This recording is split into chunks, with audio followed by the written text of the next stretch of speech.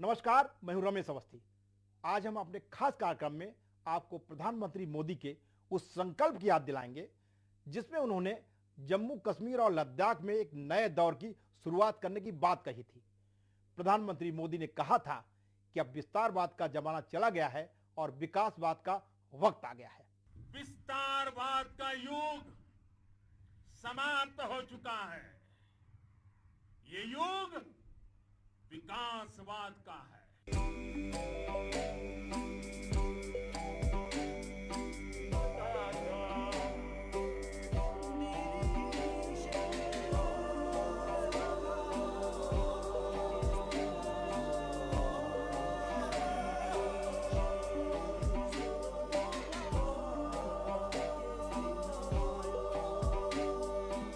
बौद्ध सभ्यता, संस्कृति, धार्मिक मान्यताओं और परंपराओं के लिए पूरी दुनिया में प्रसिद्ध लद्दाख प्राकृतिक रूप से बहुत खूबसूरत है।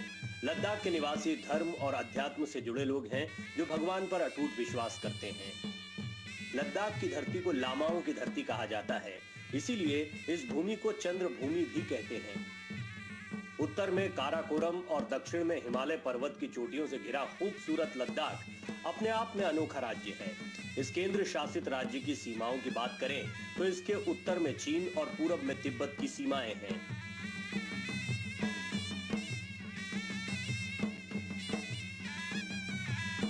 पर्वतीय क्षेत्र होने के कारण यहाँ खेती योग्य जमीन बहुत कम है।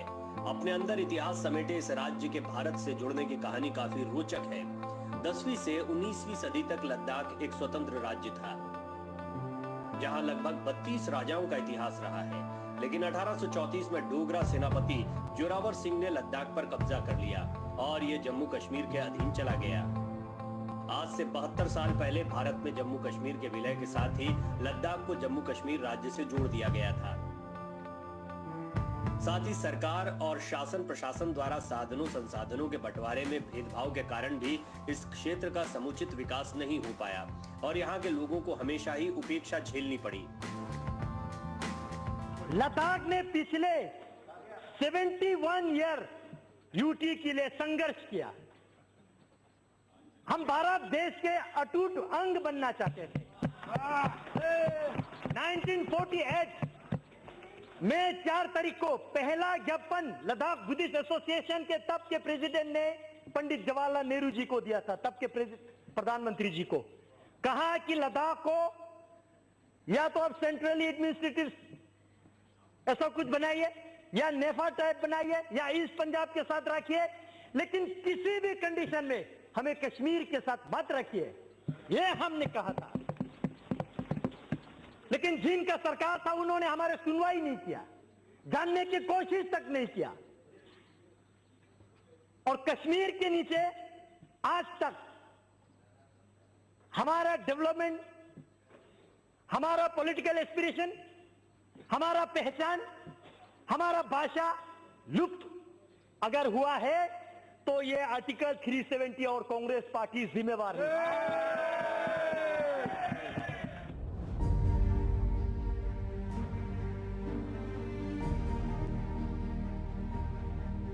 लद्दाख के पूर्वी भाग में ज्यादातर लोग बौद्ध धर्म के मानने वाले हैं, जबकि पश्चिमी भाग में ज्यादातर लोग मुसलमान हैं। लद्दाख में जनसंख्या का घनत्व बहुत कम है और यहाँ के ज्यादातर लोग घुमक्कड़ हैं।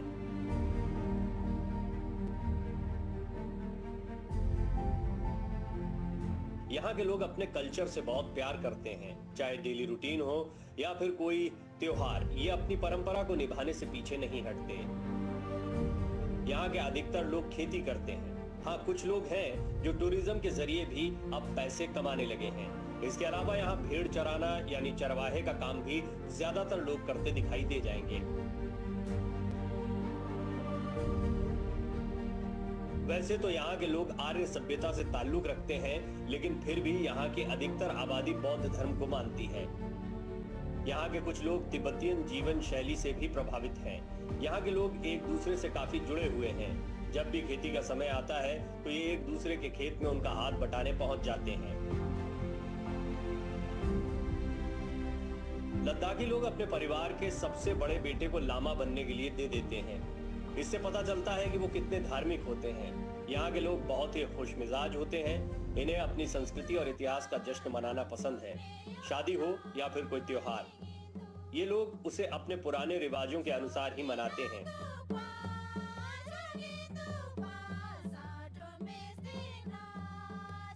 तीनों रंगों की धरती लद्दाख अपने आप में अनेकों रहस्यों को समेटे हुए है।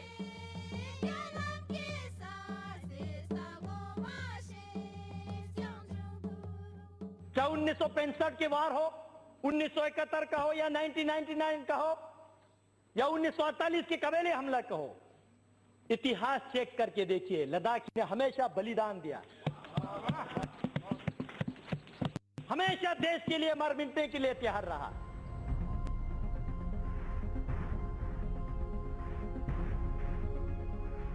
आकाश से इस पर अगर एक नजर दौड़ाई जाए तो मिट्टी रंग की जमीन में सफेद चादर बर्फ की देख आनंदित हुए बिना नहीं रहा जा सकता, जबकि घाटी में सफेद बर्फ से ढके इन पहाड़ों की परछाइयां भी भयानक और खूबसूरत काली जमीन को प्रस्तुत करती हैं।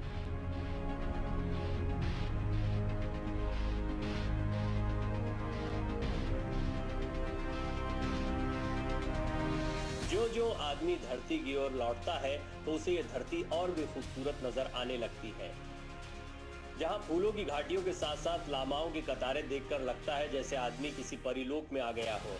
लद्दाख विशिष्टताओं के कारण देशी विदेशी पर्यटकों के आकर्षण का केंद्र है। अनेक जातियों, संस्कृतियों और भाषाओं का संगम बना ये प्रदेश एक खूबसूरत पर्यटन स्थल भी है।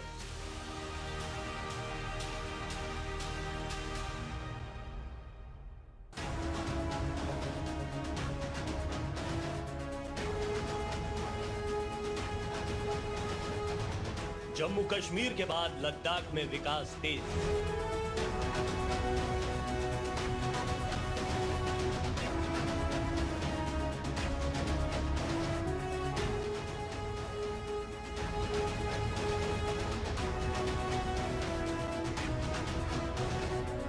लद्दाख के विकास के लिए रोड मैप हुआ तैयार।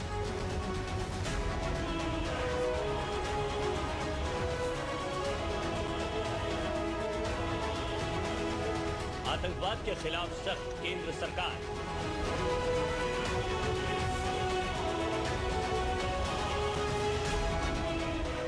मैं आपको विश्वास के साथ कहना चाहता हूं बहनों भाइयों, जब तक इस शरीर में खून है, प्राण है, भारत की 1 इंच जमीन पर भी कोई मां का लाल कब्जा नहीं कर सकता। चाहे दुनिया का कोई देश हो, चाहे दुनिया का कोई भी देश हो, भारत की सीमा पर किसी को यूनिलेटरल एक्शन करने की इजाजत भारत नहीं देगा। उसके लिए चाहे कितनी भी कीमत हमको चुकानी पड़ेगी, हम वो कीमत चुकाने को तैयार हैं। लद्दाख में पीएम के मिशन से चीन हुआ परेशान।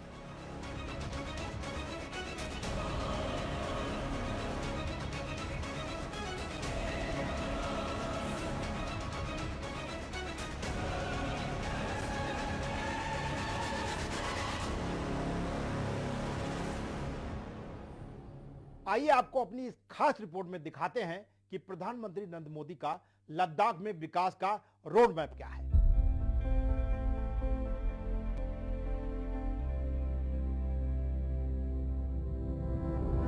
जब से नए कश्मीर का प्लान बना है, आतंकी परेशान हो गए। जब से प्रधानमंत्री नरेंद्र मोदी ने सर्वदलीय बैठक की और कश्मीर के विकास का रोड मैप बनाने की तैयारी की, पाकिस्तान बौखला गया और आतंकी घबरा गए। पाकिस्तान की बौखलाहट दिखाता है आतंकी हमला, सीआईडी इंस्पेक्टर डार की हत्या या सीआरपीएफ काफिले पर गोलीबारी। आतंकी हमले लगातार जारी हैं। जम्मू में एयरपोर्ट पर ड्रोन अटैक भी इसी बौखलाहट को दिखाता है। लेकिन अब लद्दाख में पीएम मोदी के मिशन से चीन घबरा गया है।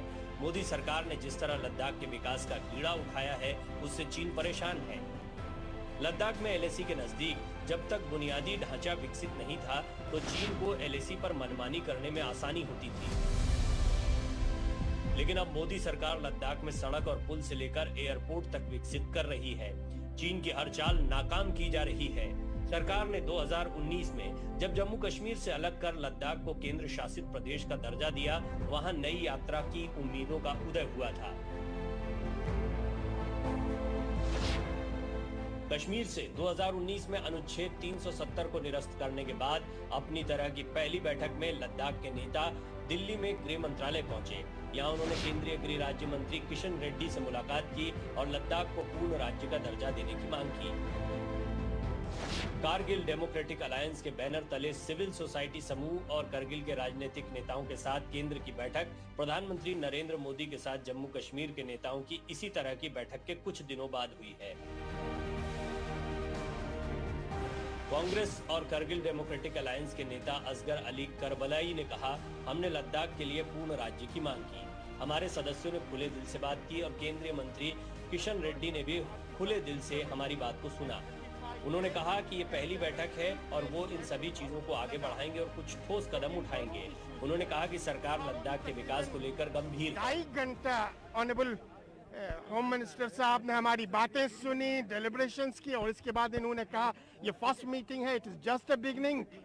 तो होपफुली इन सारी चीजों पे सेकंड मीटिंग में इसके बाद भी कंक्रीट मीटिंग करेंगे। केंद्रीय मंत्री ने आगे कहा कि वो व्यक्तिगत रूप से कारगिल लेह का दौरा करेंगे और हमें फिर से बुलाया जाएगा, लेकिन कोई तारीख नहीं दी गई है। उन्होंने हमें आश्वासन दिया कि केंद्र गंभीर है और वो हमारे शब्दों को गृह मंत्री अमित शाह और प्रधानमंत्री नरेंद्र मोदी तक ले जाएंगे।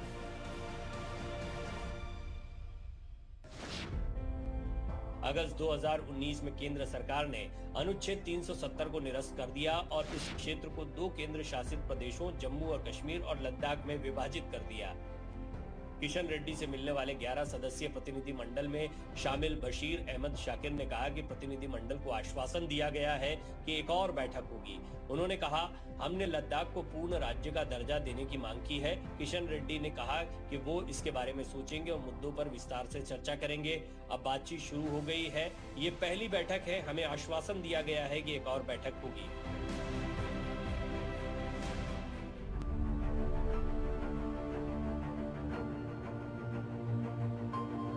राजनाथ सिंह का पाकिस्तान और चीन को कड़ा संदेश। रक्षा मंत्री राजनाथ सिंह लद्दाख के दौरे पर हैं। उन्होंने इस दौरान पाकिस्तान का नाम लिए बिना कड़े संदेश दिए। राजनाथ सिंह ने कहा, भारत शांति का पुजारी है लेकिन शस्त्र भी धारण करते हैं। किसी देश की 1 इंच जमीन पर भी कभी कब्जा नहीं किया, लेकिन जब जब किसी ने आंख उठाई हमने मुंह तोड़ जवाब दिया। हमने कभी आंख उठाई नहीं और किसी का आंख उठाना बर्दाश्त किया नहीं। किसी को आंख दिखते नहीं, लेकिन किसी का आंख दिखाना भी हमें किसी भी सूरत में मंजूर नहीं। उन्होंने कहा, पड़ोसियों को कहता हूं कि क्या मिल बैठकर समाधान नहीं निकाल सकते? अगर कोई आक्रामक रुख अपनाएगा तो भारत के सैनिक भी जवाब देंगे। मैं आपकी तैयारियों से संतुष्ट हूं। सदियों से हम पड़ोसी हैं, सदियों तक हम पड़ोसी रहेंगे। क्या जिन मुद्दों को लेकर विवाद है उसका कोई अस्थायी समाधान नहीं निकाला जा सकता? बातचीत के द्वारा अस्थायी समाधान नहीं निकल सकता? हम पड़ोसी थे, पड़ोसी हैं और पड़ोसी रहेंगे। मैं सारे पड़ोसियों की बात कर रहा हूं। क्यों नहीं बातचीत के जरिए समाधान निकाला जा सकता? मनसा साफ चाहिए। कम हुई आतंकी घटनाएं। रक्षा मंत्री राजनाथ सिंह ने कहा कि लद्दाख को केंद्र शासित प्रदेश बनाए जाने की मुख्य वजह आतंकवाद, सामाजिक और आर्थिक विकास का न होना था। लद्दाख को केंद्र शासित प्रदेश बनाए जाने के बाद से यहाँ आतंकी घटनाएं कम हो गई हैं। आतंकवाद और सोशियो इकोनॉमिक डेवलपमेंट का अभाव 2 प्रमुख चीजें। चाहे सेंट्रल गवर्नमेंट का जितना भी असिस्टेंस मिल जाए और जिस हद तक सोशियो इकोनॉमिक डेवलपमेंट होना चाहिए था, नहीं हो पाता। अरे न्यूनतम आवश्यकताओं के लिए लोग तरसते रहे। मैं समझता हूं कोई भी संवेदनशील सरकार इसे बर्दाश्त नहीं कर सकती। आतंकवादी गतिविधियां लगातार चलती रहती थी। मैं विश्वास के साथ कह सकता हूं कि आतंकवादी गतिविधियों में कमी आई है यूटी बनने के बाद। राजनाथ सिंह ने कहा, लद्दाख में वीरता के कई किस्से हैं। देश उन लोगों को कभी नहीं भूलेगा जिन्होंने इसके लिए अपनी जान दी है। मैं आपको आश्वस्त करना चाहता हूं कि भारत सरकार सशस्त्र बलों की सभी जरूरतों को पूरा करेगी। मुझे अपनी सेना के शौर्य और पराक्रम पर विश्वास है। आंख दिखाने वालों को माकूल जवाब देने की कुव्वत भी हमारे देश की सेना के जवानों के अंदर है। हम न किसी को आंख दिखाना चाहते हैं, न किसी का आंख दिखाना हमें मंजूर है। केंद्र की ओर से लद्दाख के विकास के लिए कई कदम उठाए गए हैं, जिनमें यहाँ निवेश बढ़ने और इंफ्रास्ट्रक्चर बेहतर होने की उम्मीद है। बता दें कि राजनाथ सिंह ने लद्दाख में बॉर्डर रोड ऑर्गेनाइजेशन की ओर से 63 इंफ्रा प्रोजेक्ट्स का उद्घाटन किया। इस मौके पर बोलते हुए राजनाथ सिंह ने कहा कि देश के विकास में कनेक्टिविटी सबसे बड़ी भूमिका निभाती है। बॉर्डर रोड ऑर्गेनाइजेशन जिन सड़कों का निर्माण कर रहा है, जिन ब्रिजेज का निर्माण कर रहा है, वह देश के विकास की गति को बढ़ाने वाले हैं। आज 63 ब्रिजेज और रोड्स इनका लोकार्पण हो रहा है, सब मिला जुलाकर 75 यानी जब हम आजादी के 75वें वर्ष में प्रवेश कर रहे हैं, तो बॉर्डर रोड ऑर्गेनाइजेशन ने यह फैसला किया हम 75 ऐसे कार्यों का जिनका हमने निर्माण किया है, हम इस राष्ट्र को समर्पित करेंगे। आज लद्दाख को चहुमुखी और बहुमुखी विकास के दौर का इंतजार है। अगर केंद्र सरकार का सारा ध्यान चीनी सेना के नापाक इरादों को नाकाम करने में नहीं लगाना पड़ता, तो ये दौर शायद साल भर पहले ही शुरू हो जाता। दर्रों की इस भूमि पर प्रकृति की भरपूर कृपा है। सिंधु और इसकी प्रमुख सहायक नदियों वाला ये क्षेत्र न सिर्फ जम्मू कश्मीर, हिमाचल प्रदेश, हरियाणा, पंजाब और राजस्थान को, बल्कि पाकिस्तान के पंजाब प्रांत को भी जल संसाधन प्रदान करता है। जल प्रबंधन की नई परियोजनाएं लद्दाख की आजीविका और पारिस्थितिक तंत्र के साथ साथ पूरे नदी तंत्र की सेहत के लिए महत्वपूर्ण हो सकती है। वहाँ भूतापीय संसाधन की खोज की गई है। राष्ट्रीय राजमार्ग पर छोटी बस्तियों और सेना के ठिकानों को ऊर्जा उपलब्ध कराने के लिए इन संसाधनों को विकसित किया जा सकता है। लद्दाख में ट्रैकिंग, पर्वतारोहण, मठों के बौद्ध पर्यटन जैसे आयोजन इसे पर्यटन के नक्शे पर चमका सकते हैं। विकास का मसौदा भौगोलिक दशा, वातावरण, संसाधनों तथा वहाँ के लोगों की आकांक्षाओं के अनुरूप होगा तो सोने पे सुहागा। सर्वदलीय बैठक में इन मुद्दों पर विचार विमर्श कर अगर लद्दाख के विकास का रास्ता खुलता है तो ये देश के लिए बड़ी उपलब्धि होगी। ये विकास चीन की कुदृष्टि के खिलाफ कारगर हथियार भी होगा।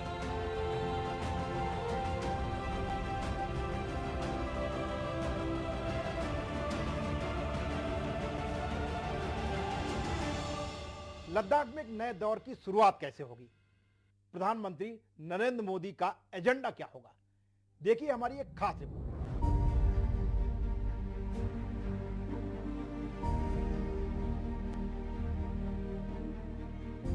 केंद्र शासित प्रदेश बनने के बाद से लद्दाख की अर्थव्यवस्था को गति देने में मोदी सरकार जुटी हुई है।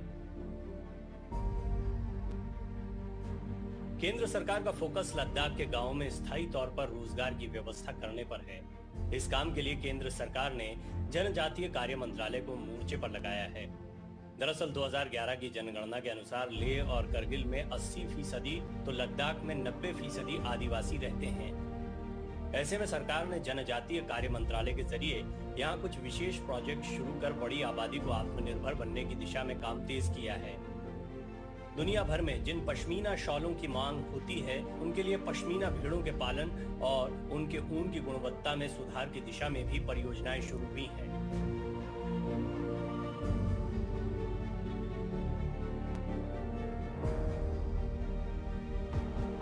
लद्दाख विकास के नए शिखर की ओर आगे बढ़ रहा है। अब सेंट्रल यूनिवर्सिटी वहां पर आगे बन रही है, नए रिसर्च सेंटर बन रहे हैं, होटल मैनेजमेंट के कोर्सेज वहां चल रहे हैं। बिजली के लिए 7,500 मेगावाट के सोलर पार्क के निर्माण की योजना बन रही है। सब्जियों की बेहतर पैकेजिंग तकनीक, किसानों को ज्यादा लाभ। लद्दाख की थारू घाटी के 31 गांव में स्थायी आजीविका को बढ़ावा देने के लिए कई तरह की पहल शुरू हुई है। यहाँ पर मटर, खुबानी यानी एप्रिकॉट के अलावा कई प्रमुख सब्जियां खूब उगाई जाती हैं। ये फसलें 4 महीनों के लिए होती हैं। अभी तक बेहतर पैकेजिंग तकनीक और प्रोसेसिंग के अभाव में सब्जियों के जल्दी खराब होने से किसानों को बहुत नुकसान उठाना पड़ता था। लेकिन अब इन गांवों में बेहतर पैकेजिंग तकनीक के जरिए सब्जियों को ज्यादा समय तक सुरक्षित रखने की व्यवस्था हो रही है, जिससे किसान यहां से सब्जियों को बाहर भेजकर लाभ कमा सकें।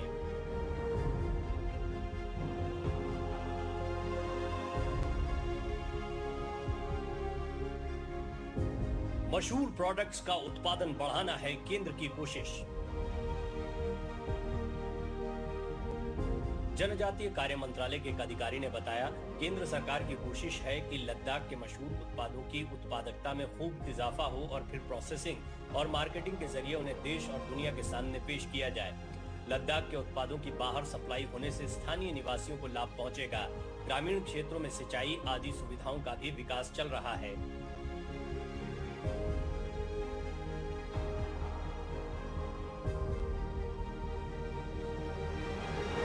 पश्मीना भेड़ों की ऊन की क्वालिटी में सुधार के प्रयास।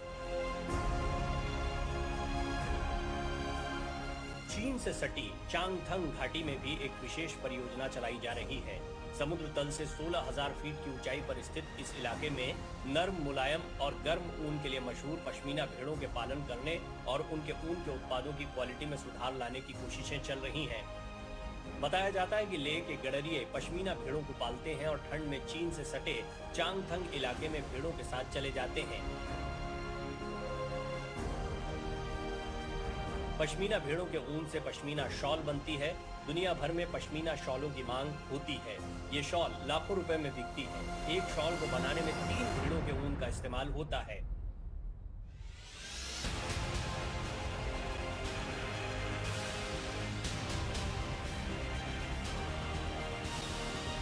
लद्दाख में बनाई जा रही नई सड़कें। नई सड़कें बनाई जा रही हैं। टूरिज्म को बढ़ावा देने के लिए कई परियोजनाएं चल रही हैं। पीएम मोदी के इसी विकास प्लान का एक बड़ा हिस्सा है लेह एयरपोर्ट का आधुनिकीकरण। पूरे देश को लद्दाख से जोड़ने वाला ये इकलौता एयरपोर्ट है जिसका नाम कुशक बाकुला रिम्पोचे है। अब यहाँ पर नए टर्मिनल बिल्डिंग बनाई जा रही है जो कि आधुनिकता के साथ साथ लद्दाख की कला एवं संस्कृति पर आधारित होगी। लद्दाख अपनी खूबसूरती की वजह से दुनिया भर के पर्यटकों को अपनी तरफ खींचता है और साल में कई हजार टूरिस्ट यहाँ आते हैं। इसी वजह से लेह एयरपोर्ट को बेहद आधुनिक तरीके से बनाने का प्लान किया गया है। युवाओं को भी मिलेंगे रोजगार के अवसर।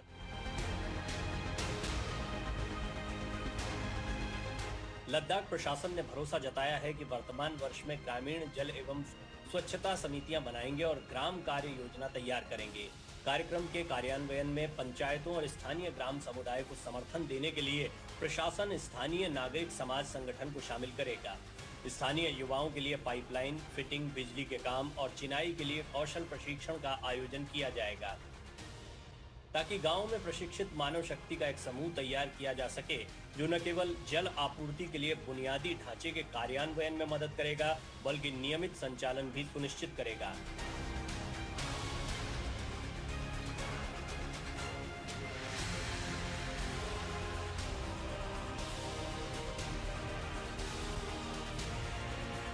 लद्दाख के लोगों की जिंदगी को आसान बनाने का लक्ष्य।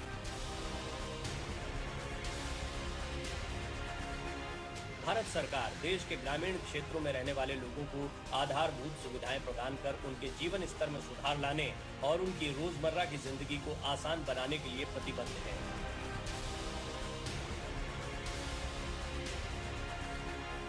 आतंकवाद और अलगाववाद को खत्म कर जम्मू कश्मीर और लद्दाख में अमन की बहाली के साथ विकास का नया अध्याय निर्मित करने में पीएम मोदी की पहल कितनी कारगर होगी ये तो आने वाला वक्त ही बताएगा। लेकिन इतना जरूर कहा जा सकता है कि विकास की ये पहल एक अभूतपूर्व है। फिलहाल हमारे इस खास कार्यक्रम में बस इतना ही। मुझे दीजिए इजाजत और चलते रहिए समय के साथ। सहारा प्रणाम।